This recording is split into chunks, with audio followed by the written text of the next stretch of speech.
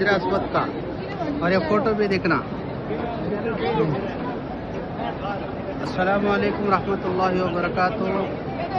ಎಲ್ಲರಿಗೂ ನಾನು ಕರ್ನಾಟಕ ರಾಜ್ಯದಿಂದ ಬಂದಿದ್ದೇನೆ ಹಾಗೂ ನನ್ನ ಇಬ್ಬರು ಇದು ಕಣ್ಣು ಡಿ ಕೆ ಶಿವಕುಮಾರ್ ಹಾಗೂ ಡಿ ಕೆ ಸುರೇಶ್ ಅವರು. ಡಿ ಕೆ ಶಿವಕುಮಾರ್ ಹಾಗೂ ಡಿ ಕೆ ಸುರೇಶ್ ಅವರು ಇಡೀ ರಾಜ್ಯಕ್ಕೆ ದೊಡ್ಡ ಹೆಸರು ಕೊಡ್ತಿರೋರು ನಾಯಕರು.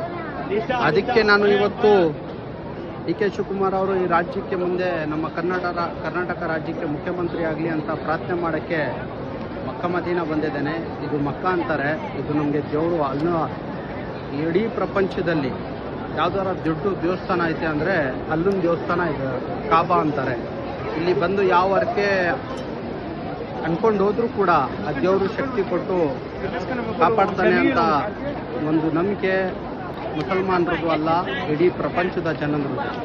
ದಯಮಾಡಿ ಮುಂದಿನ ದಿನದಲ್ಲಿ KPCC ಅಧ್ಯಕ್ಷರಾದ ಡಿ ಕೆ ಶಿವಕುಮಾರ್ ಅವ್ರನ್ನ ಮುಖ್ಯಮಂತ್ರಿ ಮಾಡಬೇಕು ಅಂತ ಕಾಂಗ್ರೆಸ್ ಪಕ್ಷನ ಒತ್ತಾಯ ಮಾಡ್ತಾ ಇದ್ದೀನಿ.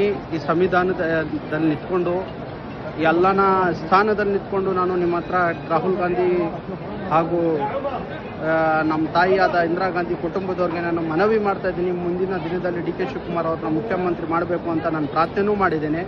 ಮುಂದಿನ ದಿನದಲ್ಲಿ ಡಿ ಕೆ ಸುರೇಶ್ ಅವ್ರನ್ನೂ ಕೂಡ ತಮ್ಮೂಲ ಅಧ್ಯಕ್ಷರು ಮಾಡಬೇಕಂತ ತಮ್ಮನ್ನ ವಿನಂತಿಸ್ಕೊಂಡು ಅಲ್ಲನ ಹತ್ರ ಪ್ರಾರ್ಥನೆ ಮಾಡ್ತಾ ಭಗವಂತ ಡಿ ಕೆ ಶಿವಕುಮಾರನ್ನ ಒಳ್ಳೇದು ಮಾಡಲಿ ಅಂತ ನಾನು ಕೇಳ್ಕೊಳ್ತಾ ನನ್ನ ಪ್ರಾರ್ಥನೆನ ಮುಗಿಸ್ತೀನಿ. ಜೈ ಹಿಂದ್, ಜೈ ಕರ್ನಾಟಕ, ಜೈ ಹಿಂದೂಸ್ತಾನ್.